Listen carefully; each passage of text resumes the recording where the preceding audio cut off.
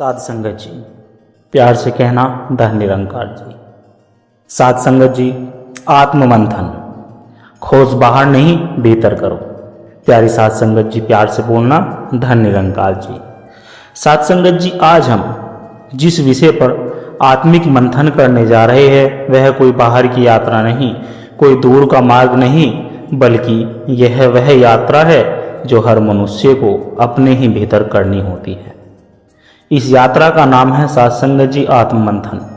आत्ममंथन अर्थात अपने ही मन, अपने ही भाव, अपने ही विचारों के सागर को मथना। जैसे समुद्र को मथने से अमृत निकलता है, वैसे ही जब जीवन को, अपने कर्मों को, अपने भावों को निरंकार की दृष्टि से मथा है, तब आत्मिक अमृत प्रकट होता है। साध संगत जी, मनुष्य का स्वभाव है कि वह हर बात का उत्तर बाहर ढूंढता है। दुख क्यों आता है तो परिस्थितियां, दुख क्यों आया तो परिस्थितियों को दोष देता है। सुख मिला तो स्वयं को काबिल मान लेता है। असफलता मिली तो किसी और को जिम्मेदार ठहरा देता है। पर आत्ममंथन हमें सिखाता है साध संगत की हर प्रश्न का उत्तर बाहर नहीं भीतर छुपा होता है, और यही निरंकार की शिक्षा है। खोज बाहर नहीं भाई भीतर करो। साध संगत जी, जब हम सत्संग में बैठते हैं, सेवा करते हैं, भजन सुनते हैं, तब एक क्षण के लिए मन शांत होता है। लेकिन जैसे ही सत्संग समाप्त होता है, बाहर की दुनिया फिर हमें खींच लेती है। तब प्रश्न उठता है, क्या हमारी भक्ति केवल सत्संग तक सीमित है? क्या हमारी श्रद्धा केवल शब्दों तक है? यहीं से आत्ममंथन की आवश्यकता जन्म लेती है। आत्ममंथन कोई एक दिन की प्रक्रिया नहीं है, यह जीवन भर चलने वाली साधना है। यह कोई कठोर तपस्या नहीं, बल्कि ईमानदार दृष्टि है। अपने आप को देखने की निरंकारी विचारधारा हमें सिखाती है कि सबसे कठिन काम संसार को बदलना नहीं, बल्कि स्वयं को बदलना है। और स्वयं को बदलने का पहला कदम है स्वयं को पहचानना। साध संगत जी, हम अक्सर कहते हैं कि मैं ऐसा हूँ, मेरा स्वभाव ऐसा है, मुझे यह नहीं होता।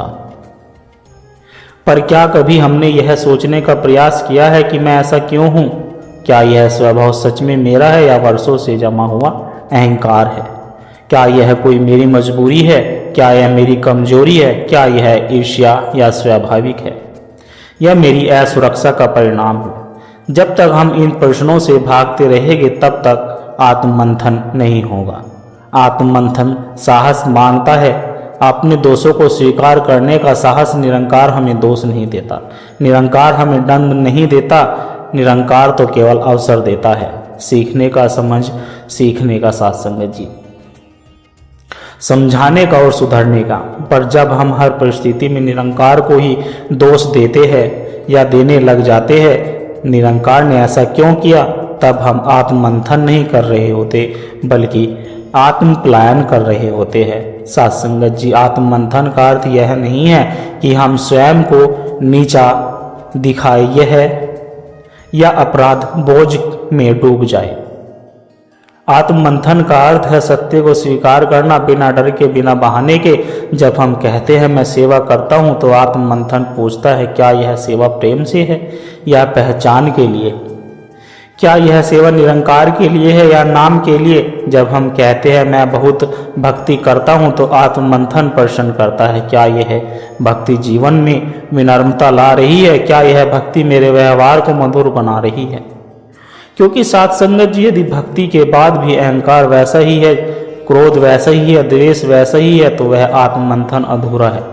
निरंकारी संतों ने बार बार यही समझाया है कि ज्ञान केवल सुनने के लिए नहीं होता, ज्ञान जीवन में उतारने के लिए होता है।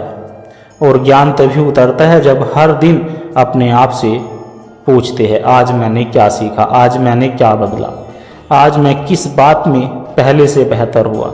साध संगत जी, आत्ममंथन हमें यह भी सिखाता है कि हम दूसरों को नहीं, स्वयं को सुधारने की जिम्मेदारी लें।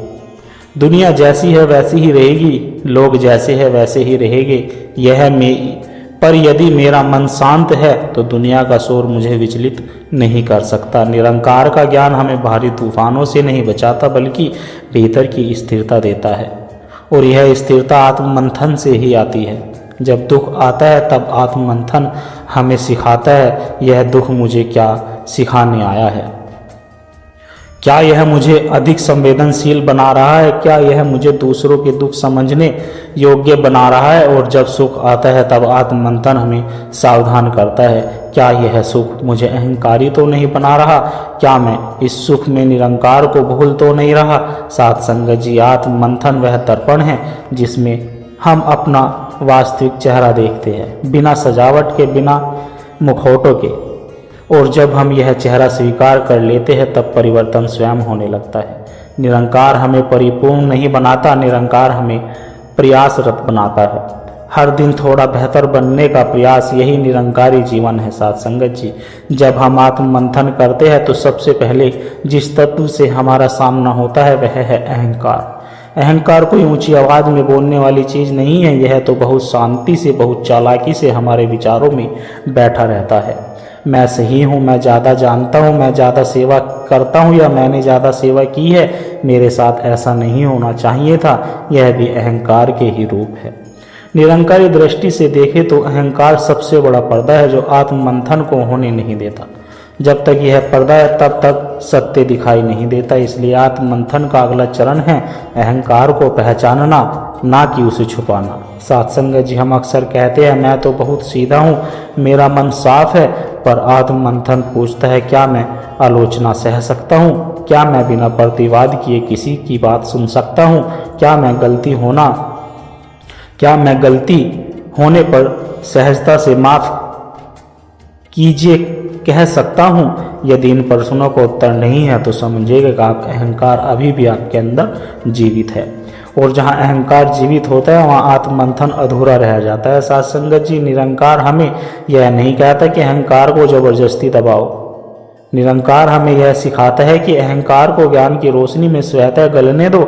जब हमें यह अनुभूति हो जाती है कि सब कुछ उसी निरंकार की देन है, शरीर, बुद्धि, अवसर, परिस्थितियाँ, तब मैं अपने आप हल्का होने लगता हूँ। साथ संगत जी, आत्ममंथन हमें क्षमा का मार्ग भी दिखाता है। क्षमा केवल दूसरों को माफ करना नहीं है, बल्कि अपने भीतर के बोझ को हल्का करना है। जब हम किसी को माफ नहीं करते तब हम उसे नहीं बल्कि स्वयं को बांध लेते हैं। आत्ममंथन पूछता है क्या मैं पुरानी बातों को ढो रहा हूँ? क्या मैं किसी के एक व्यवहार को उसकी पूरी पहचान बना चुका हूँ? क्या मैं स्वयं को सही सिद्ध करने के लिए किसी को गलत साबित कर रहा हूँ? निरंकारी विचारधारा हमें सिखाती है कि हर मनुष्य सीखने की प्रक्रिया में है।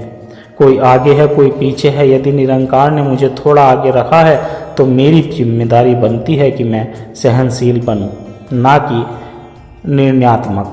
साथ संगत जी, आत्ममंथन का एक अत्यंत महत्वपूर्ण पहलू है समर्पण। समर्पण का अर्थ हार मान लेना नहीं है, समर्पण का अर्थ अपने अहंकार को ज्ञान के चरणों में रख देना है। जब जीवन हमारी योजना के अनुसार नहीं चलता साथ संगत, तब मन शिकायत करता है, पर आत्ममंथन हमें सिखाता है कि हर परिस्थिति में मेरे विकास के लिए आई है। जो हुआ वह भी आवश्यक था, जो हो रहा है वह भी आवश्यक है, और जो आगे होगा वह भी निरंकार की दृष्टि से श्रेष्ठ ही होगा। साथ संगत, यह समझ आते ही जीवन से संघर्ष नहीं रहता, स्वीकार भाव आ जाता है, और जहाँ स्वीकार भाव होता है वहाँ शांति स्वतः प्रकट होती है। साथ संगत जी, आत्ममंथन सेवा के भाव को भी शुद्ध करता है। सेवा केवल हाथों से नहीं होती, सेवा मन से होती है। यदि सेवा के बाद मन भारी है, अपेक्षाएं है, शिकायतें है, तो आत्ममंथन आवश्यक है। आत्ममंथन पूछता है क्या मैं सेवा इसलिए कर रहा हूं कि कोई देखे? क्या मैं सेवा इसलिए कर रहा हूं कि मेरी प्रशंसा हो? मैं सेवा इसलिए कर रहा हूं कि क्योंकि निरंकार ने मुझे अवसर दिया है। जब सेवा कर्तव्य से सौभाग्य बन जाती है साथ संगत, तब समझिए कि आत्ममंथन सही दिशा में है। साथ संगत जी, आत्ममंथन हमें संबंधों में भी सच्चा बनाता है। हम अक्सर कहते हैं कि दूसरा व्यक्ति बदल जाए तो सब ठीक हो जाए, पर निरंकार हमें यह सिखाता है कि यदि मैं बदल जाऊं तो बहुत कुछ अपने आप बदल जाता है। जब मैं सुनना सीख जाता हूं तो विवाद कम हो जाते हैं। जब मैं सहन करना सीख जाता हूं तो कटुता कम हो जाती है। जब मैं स्वीकार करना सीख जाता हूं तो प्रेम बढ़ जाता है। यदि आत्ममंथन का फल है व्यवहार में मधुरता, साथ संगत जी, आत्ममंथन का अंतिम नहीं बल्कि निरंतर चलने वाला परिणाम है। स्थिर शांति है, शांति परिस्थितियों पर निर्भर नहीं होती है, शांति भीतर से आती है। सुख आए तो संतुलन, दुख आए तो धैर्य, प्रशंसा मिले तो विनम्रता, निंदा मिले तो आत्मनिरीक्षण। यही वह अवस्था है जहाँ निरंकारी जीवन दर्शन साकार होता है। अंत में साथ संगत जी, आत्ममंथन का सार यही है कि हर दिन स्वयं से ईमानदारी से मिलना, हर दिन स्वयं को थोड़ा समझना और हर दिन निरंकार की याद में स्वयं को थोड़ा हल्का करना। निरंकार हमें महान बनने को नहीं कहता, निरंकार हमें सच्चा बनने को कहता है, और जो सच्चा होता है वही वास्तव में शांत हो जाता है। प्यारी साथ संगत जी, बड़े प्रेम से कहना, धन निरंकार जी।